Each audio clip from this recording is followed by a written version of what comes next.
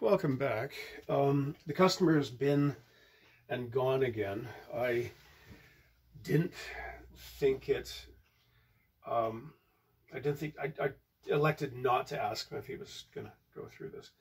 So we've done our transaction, we've done the fitting. I'll show you what I did. And then I'm going to get back to work because today is Thursday at 16:35. It needs to be done for Saturday morning. So I put the kilt on him,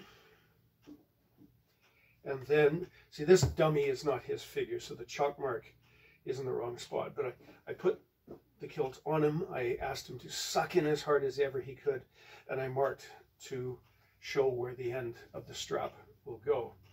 Having done that, rather than, hold on, the strap's coming adrift on me.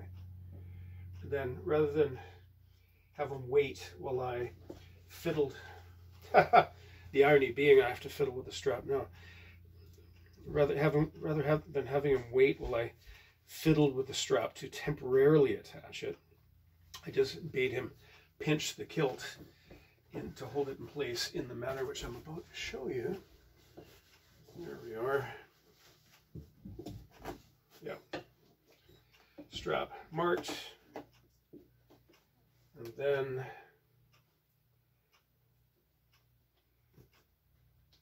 that pin will be him pinching and holding it.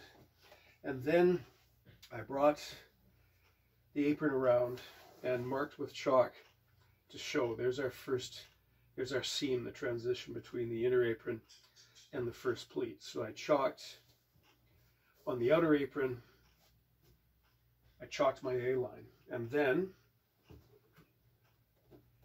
going to sing as it's slowly slipping down this figure, there we go. And then I looked to see how the apron was falling. Now it's falling crooked here because this is not his figure, but I manipulated the cloth and then basted down it so it'll be pressed to this, because it's all too often that you'll press it and you'll give it your best shot, but the person's wearing it, the corner of the kilt, the corner of the apron peeks out like that, and we see that even in paintings from the early or the mid 1800s. Pardon me. So there we are. I manipulated the A-line to where gravity was showing me or wanted to be. I basted it. And then I brought out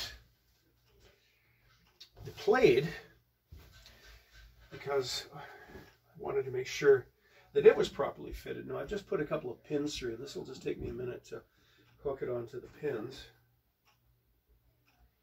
But I've marked, because there, you see that X, that's the center pleat.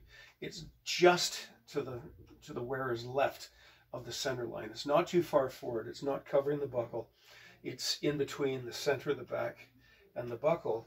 And then I proceeded to drape the cloth over his shoulder. And this is an entirely subjective process. But it can go wrong. It shouldn't hang, it looks foolish if it hangs too low.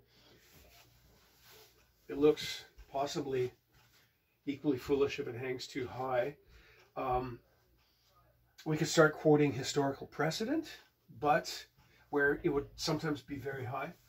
But frankly, I think, in my own opinion, where's my chalk mark? Please don't let my chalk mark, there it is. In fact, I'm going to mark that chalk mark again, because if it vanishes on me, I'll be a very upset little boy. There we go. So I chalked it. I achieved a drape that I thought was the best, so that the bottom fold of the blade is no lower than the top of the kilt hose, of the sock, if you will. Certainly no lower than that, a little bit above. And it's below the hem of the kilt, but not tremendously so. And I've chalked at the top of the shoulder, so that will be the edge. That plus, I don't know, 3 or 4 inches. That'll 3 or 4 inches for the fringe. And the next stage is I will cut and tailor the front pleated and fringe portion that's going to hang down in front. So we're both happy with it.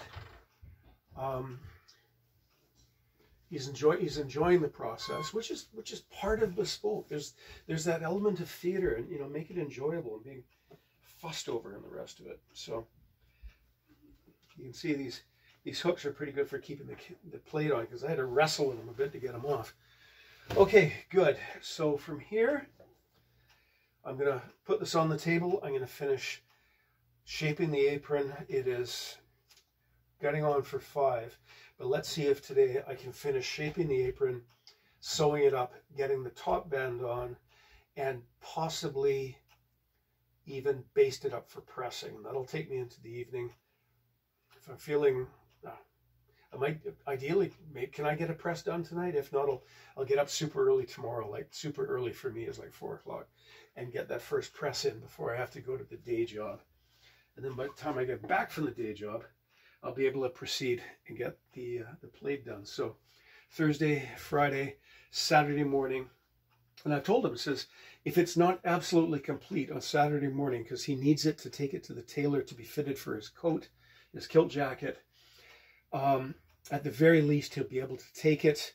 It'll be wearable. He'll be able to take it so that they can measure him over his kilt, because you can't measure a kilt jacket without the kilt present. Otherwise, it'll be too tight at the end of it. So at the very least, he'll be able to take the kilt and the plaid with him to be measured, and then bring it back to me Saturday afternoon so I can finish off the garment. Saturday, Sunday, it'll be ready Monday by close of day at the latest. Right then.